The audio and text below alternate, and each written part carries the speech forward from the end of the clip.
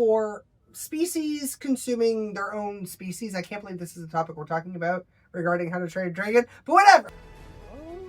All the feels. Hey everybody, this is Laura, the Canine behaviorist and animal trainer with borntobewild.ca. We are doing How to Train Your Dragon 3. I am so excited. Again, I saw this when it first came out and I've forgotten every last aspect of it. So basically you're seeing an official reaction. Let's get into it. Oh, I know a demon when I see one. No human legs are that skinny. This is so funny. It reminds me. So before we even get into it, when we hear reports of like back in the day, sailors would be like, there's these monsters, and they would instantly go to like the supernatural. Meanwhile, it's just a giant squid. When the giant squid is about to pass along, entire body gets filled with ammonium chloride. And this thing is massive. It's absolutely huge. It rises to the surface and then its tentacles start going bananas because it's about to die. And then sinks. Looks like the Kraken, right? Meanwhile, that's the last time that they will ever see that squid ever again. The baby! Why would you bring a baby to a raid?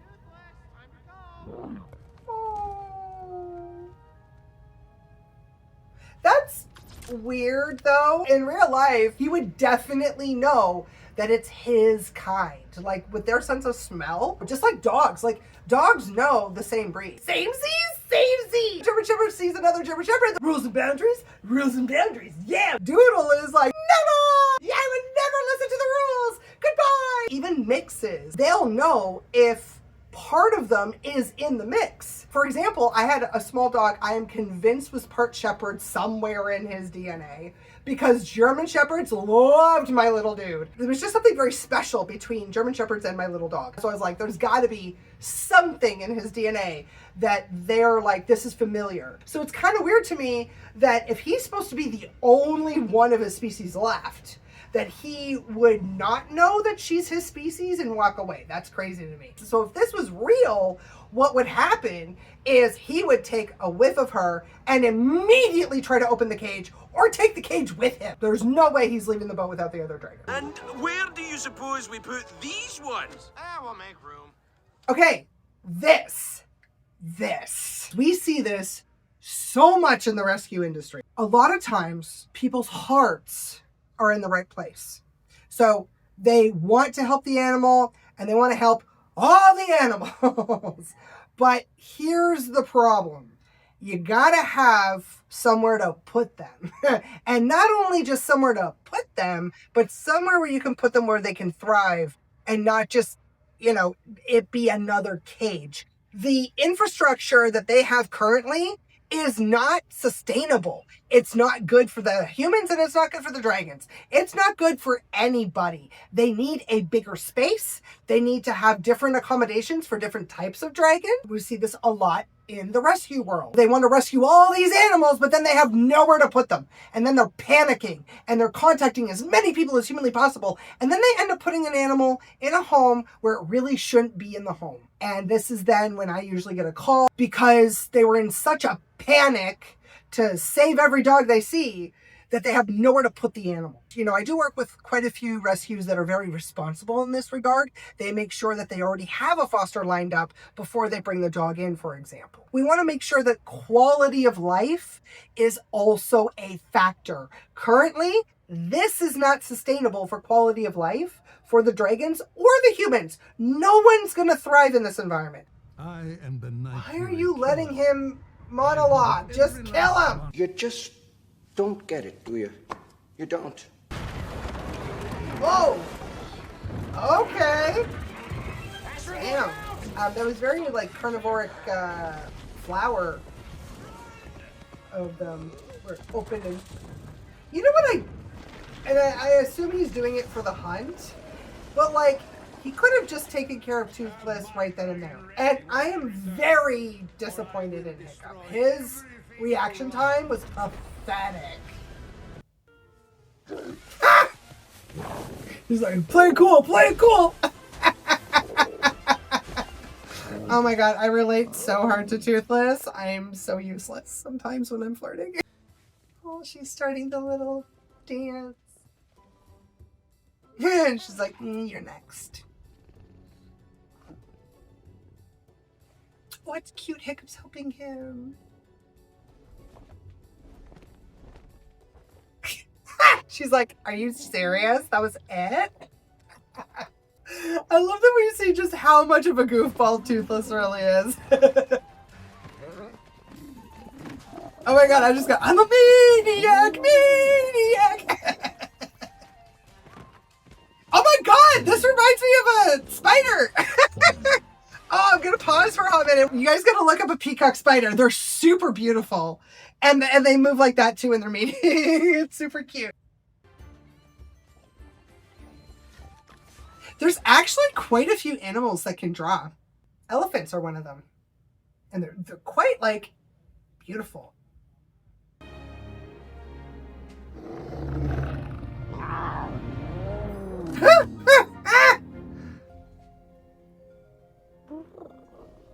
Oh, I think he showed her that he's got a backbone. She was like, oh, okay, so you're not totally useless. We love some good boundaries. Boundaries are very important in the animal world. Oh, see, this is what breaks my heart. I think for dragons, they solidify the bond with flight. And he can't solidify the bond. Oh, dude. Oh, I feel so bad for him. Oh. The death grippers will have to forego dinner. Ew, you feed your dragons dragons? Actually, side note, there's actually a lot of species on the planet that eat their own kind. There's a ton of them. For species consuming their own species, I can't believe this is the topic we're talking about regarding how to train a dragon, but whatever. There are a lot of species that do actually eat their own. Ew. I believe the only thing that poses a real problem is consuming the brains. The majority of the body is safe depending on the mammal. When it comes to a lot of bugs, it doesn't matter. It's very common, especially like cockroaches and stuff. Super, super common. I noticed dragons really prefer caves, so it would make sense that if they're looking for a new habitat, to find a new habitat that has more caves in it, probably also a volcano. It accommodates the different types of breeds of dragons. I noticed some dragons prefer water, some dragons prefer inside in the cave, and some dragons prefer being around fire. So this actually looks like it would be perfect. The babies! I want to know whose babies those are. They found it! This is the perfect place. There they are, King and Queen Dragon. Oh, there's the former bad guy. And I love that they did their little dance like in front of everybody to sort of be like, you know, we're a unit. That looks like so much fun, but it would scare the crap out of me. No. Let's just see who he follows. Did he just inject her with that stuff that he has for like the mind control? Toothless, you gotta stop going into water chained up. Like, this is a bad habit you're making. Get her! Now let's go get her. What are you doing? Yeah, he's not lightning proof, bro! Okay.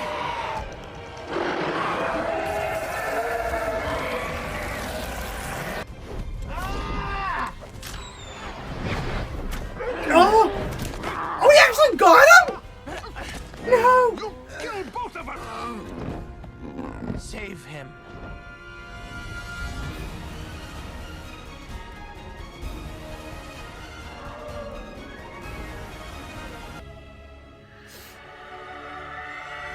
Oh!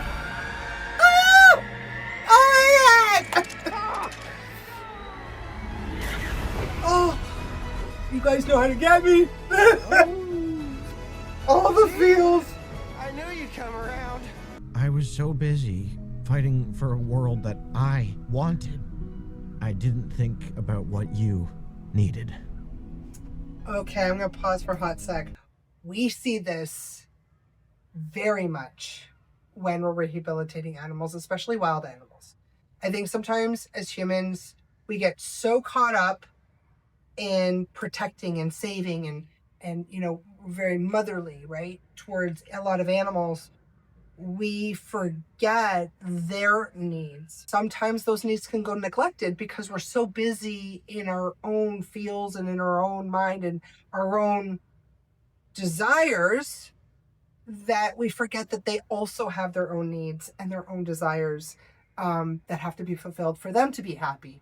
Perfect example is, instead of releasing an animal that's being rehabilitated into the wild, we try to make them as a pet or something against their will. You know, sometimes people think they're doing a good thing and it ends up being harmful to the animal. Or in a more simplistic form that happens very regularly is us petting an animal, especially when it comes to like cats and dogs, when they clearly don't want to be touched. We see this all the time. They just want to coexist. They don't want you to pet them. And the human's like, no, no, no, all animals love me. And they persist to then touch the animal. Just because an animal doesn't bite you doesn't mean that they don't like it. Even if it's your dog. I actually teach a lot of my clients a very simple and easy way to determine if a dog wants your attention or not. Oh, by the way, demanding eye contact with a dog, staring down a dog. Do not do that to a dog you just met. Staring down any animal. What you're doing is you're challenging them with disrespect. If you don't know that animal, you are challenging them to a fight. For anyone who knows anybody that's afraid of animals, especially in elevators, tell them to look at the ceiling. Look at the door, look at the ceiling, look at anything but the dog. Do not stare the dog down. Only do that to a dog you are very familiar with, okay? I want to make this perfectly clear. I want to make sure everyone's safe out there. Make sure there's a bit of a distance, at least about a foot. Ask for eye contact, and then, because they know what this means. Be like, you want some pets? So eye contact, and then you want pets? If they want pets, they'll indicate moving towards you. So if they're lying down and they'll stretch out their neck for like, yeah, go ahead, pet me, or come into your embrace. If they don't want anything to do with you, some will keep eye contact. That's fine. They'll either look away or they just won't move. They'll just stay frozen. And that's a no. And we need to respect bodily autonomy way more than we do. Sorry, that's my little rant. Okay, let's continue. Like a girl. Yeah. All right, Grumpy. Off you They go. realize that it's So long, not safe. big ugly beast. I'll miss you. And that's being responsible. We always want the well-being, the environment to be beneficial for the animal. Same with pairing, dogs with human personalities. I've mentioned before, kind of a lazy dog owner person. I like a lazy dog. So obviously I'm not going to get a border collie. You got to make sure that the environment matches the needs of the animal. The baby goes in the mouth! That's adorable. Oh, it's so sad. But it's the right thing to do, right? Like, if there comes a time where they can leave peacefully and people aren't trying to hunt them down constantly, I got it. I don't understand all the hate for Toothless's mate. In the comments, there was a lot of comments how she was disrespectful or didn't like Hiccup, because I didn't see it. So unless I missed something, you might be projecting. If I missed something, please put it in the comments and then I'll respond to you. But I didn't see anything. I'm okay with that. Baby Toothlesses! Ah! I love it. Eyes went big. And he was like, I'm so happy. Look at the kids. They're like, are you crazy? It's a whole dragon. It's a whole ass dragon. Oh. Let him come to you. Yes, let him come to you. Oh my god, they're multicolored. That's so cute. We have Oreo babies. I love this so much. That when the ground quakes or Oh, lava look spews at from babies. I want a baby. letting us know they're still Dragon. The real babies are for everybody else. That's not about that life. Oh my gosh. Okay. How to Train Your Dragon Hidden World. Oh my god, so good. So good. Ah.